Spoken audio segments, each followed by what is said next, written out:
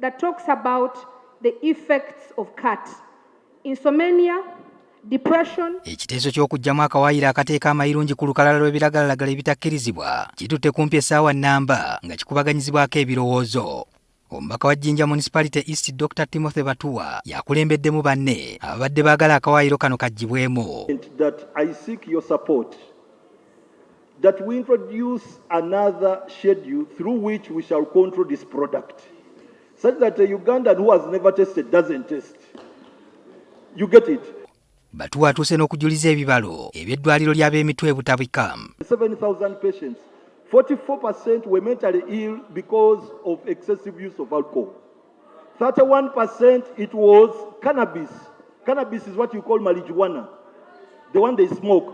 But 2.1% was due to stimulants like kati. Bano babadde baagala amayirungi gateekebwe ku lukalala lw'ebitamiiza ebitakkirizibwa wabula ng'enkozesa yaabyo erungamizibwa amateeka. Once you say you have prohibited, then on earth you can't have another person says, I can license what Parliament has prohibited.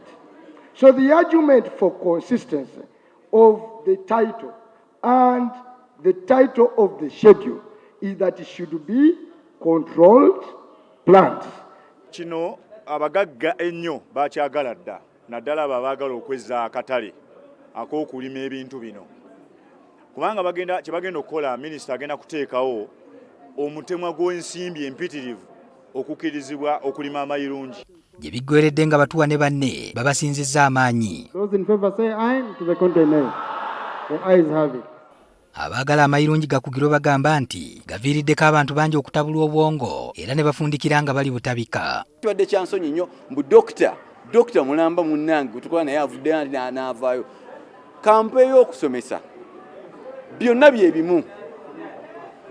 Enjaga ina cannabinoids ne mayirungi ina cannabinoids ne potensi ye yawukanamu. Ekitegeeza akozesa mayirungi akwate ekkubo lyerimu ng'omuntu akozesa enjaga. Naye ng'olina okufuna license. Kati ekyo kiba kitegeeza nti bwe bakusanga ng'olina emiti ebiri oba ena nga tolina license baba bakusiba emyaka 10.